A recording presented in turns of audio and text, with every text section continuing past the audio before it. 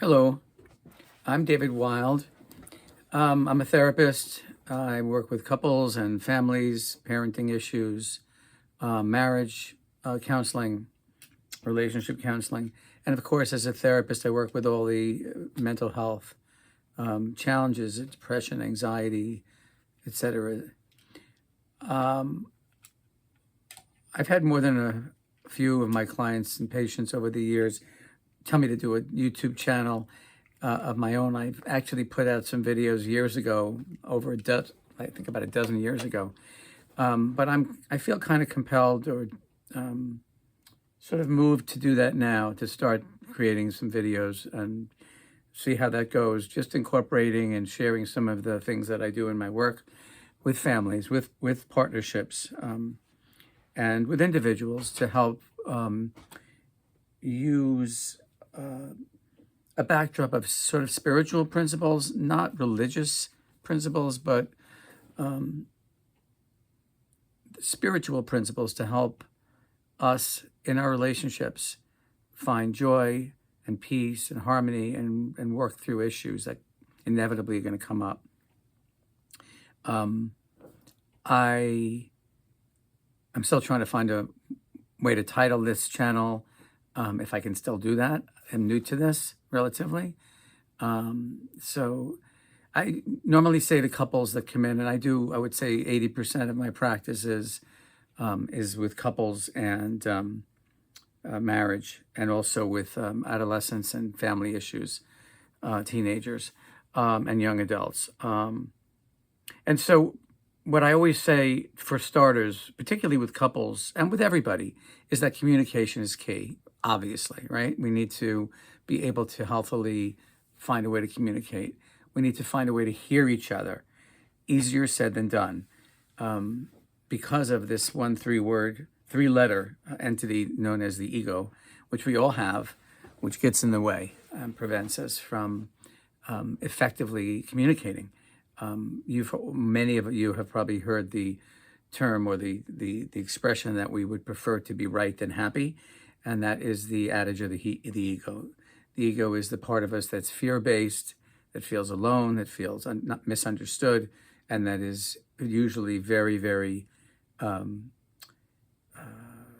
engaged in defending ourselves pretty much at all costs, sometimes all the way to divorce court, and not in pursuit of union, of happiness, of peace, of inner peace. So I use spiritual principles, metaphysical principles, to try to help couples and families. Getting back to communication, we can't communicate what we don't know we're feeling, right? If you say, let's talk about how we feel, and not infrequently, and I don't want to paint this too broadly because it's a bit of a overly overcharacterization, but a lot of times men more than women would say, I don't know what you want from me. I don't know what to say. I don't know how to talk about my feelings. I don't know what feelings to talk about. It's kind of really useful to figure out how to identify feelings viscerally, like in our bodies. For some people, the only feelings are contentment and sometimes anger if something's not okay, and perhaps sexual feelings, or the whole realm of sexuality, anger, or peace. It's almost like I call it like, and this is true for a lot of men, a blender with three speeds. Either content, not content and angry, or amorous or horny, to use the colloquial. And there's a lot more underneath. There's a lot of shades of gray that we need to connect with. It's sort of like slicing the garlic, finely tuned, much, much finer slices. And so for that, I use something, it's a CD that I put out, and you can access at least a short clip of it on a former YouTube video that I did called Peeling the Onion. I use a sort of paradigm called Peeling the Onion, which is about noticing what's inside us and then how those feelings play out in the external world. And I like to break down what I think of as a good measure, three buckets of feelings that cover a lot of territory.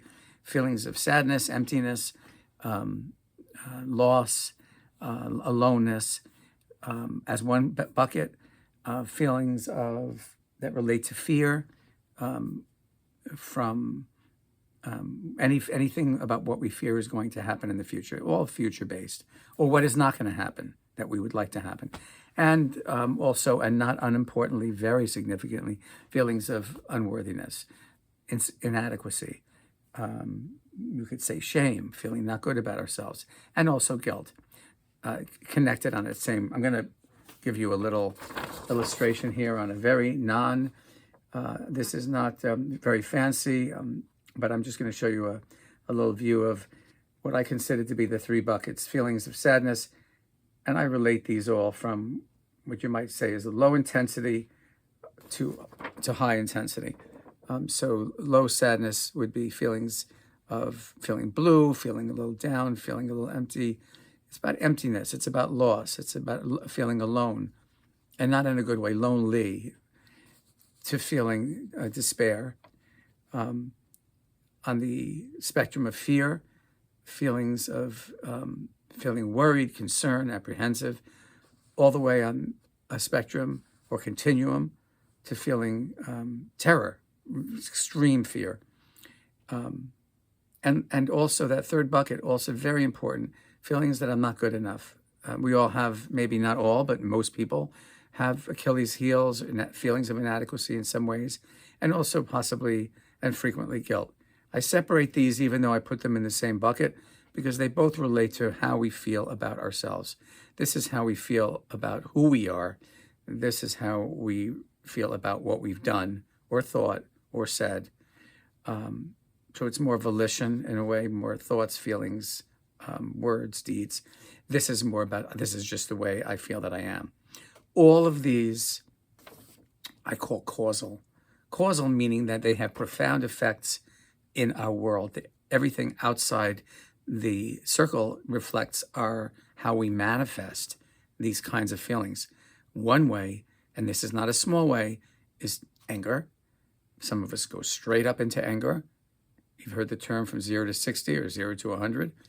And you could even think of anger on a scale from irritable or annoyed or easily annoyed to enraged on the extreme.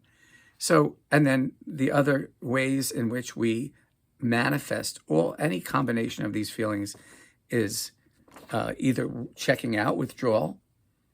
And by the way, it's maybe apparent that anger or confrontation, any level within this spectrum, compared to this, is a relationship that we can call fight or flight. It's just our nervous system saying something's not okay. I'm either confrontive or I'm checking out, withdrawing in some way, shape, or form. Another way that we very unconsciously, and this is all largely, for most people, unconscious. We're not really always aware. Part of what we need to do is become aware, again, with the goal of learning how to communicate, first noticing what it is we're feeling. Here I put addictions and compulsions, ways in which we self-medicate. I'm calling addictions. Ways in which we self-medicate could be behavioral, it could be substance, and compulsions not being attempted it's an attempted self-medicating, but in a more of a compulsion-driven manner. We can get into that. And lastly, ways in which all of this can have very profound, deleterious, really negative effects on our physical health. Systemically, things as serious as, as bad as cancer, and as mild as, the indigestion and, tight bodies and, tight muscles and skeletal systems. So all of the things inside here are causal. Everything on the outside is a result or a symptom of what's inside the circle. Peeling the onion is just a way of saying, if I'm not feeling okay, one of the first things I'm going to ask myself is it primarily a sad feeling? Is it a fear feeling? Or is it kind of like I don't feel good about myself? And they're far from mutually exclusive, but we can think of them as different categories to become more in touch with what's really bothering me. starting point. These things are going almost inevitably. This is sort of like this is a pressure cooker. It's a bomb. It's got energy to it. It's going to manifest. It's going to play out in one or more of these ways which are disruptive. So this is just one of the ways in which I think it's useful to sort of get in touch with what is it that I'm feeling, so that I can articulate it, so that I can share it. Of course, we need to learn how to listen, right? I'll talk to you about active listening in another video, and how you can use that to learn how to communicate and be heard. Because one of the biggest problems is that we don't get heard because we're all busy defending ourselves. And it's, again, the ego. It's the ego in us. So there's a lot that I'm going to cover in a variety of videos. I'm going to be talking about how to do some of these things by moving from an ego-based kind of paradigm or vision or image of yourself to a higher level. I mean, capital S rather than small s, meaning whether you want to call it a God level, if that term is relevant for you, or a spiritual level, or a mystical level of being bigger than yourself, of something that's bigger than you. If you believe that there's something bigger than you, I think it can be very, very helpful in helping us to express what we feel, and also to show compassion and hear each other. So we'll talk more about all of these things. I don't know how this is going to work out.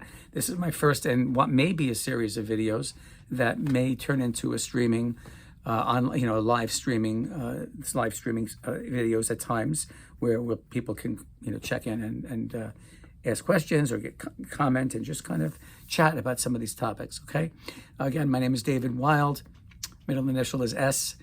There's another David Wild floating around somewhere, which is also a therapist. I'm a life coach and a family, marriage, parenting coach. I work with mostly relationship issues, but I also work profoundly with depression, anxiety, PTSD, anger management, all the things that people deal with that come out in relationships. So thank you for your time listening to this. If you like this video, I'm going to ask you to subscribe and hit the like button. I don't even know how to put the subscribe and like button on yet, but I'm going to hopefully learn how to do that. Thanks for listening, and let me know if you enjoyed the video in comments. Thank you. Have a good evening. Have a good day. Bye.